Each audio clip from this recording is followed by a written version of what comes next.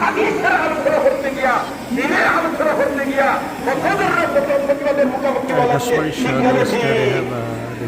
আল্লাহ পাক পরবর্তীকালে আলামে আমরা এই সালাতের সাথে কোরআন হাদিসের আলোচনা করব এবং মাহফিল হাজিরি বা মাহফিল শরীফ বা তাহলিলের আলোচনা করব।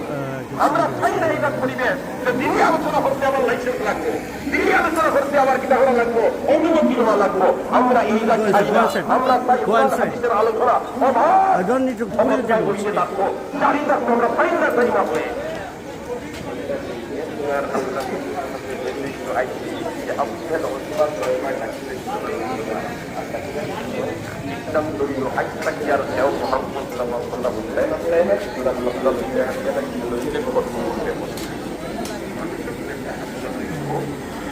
الإنسان حديث الإسلام وما كان يؤمن بالله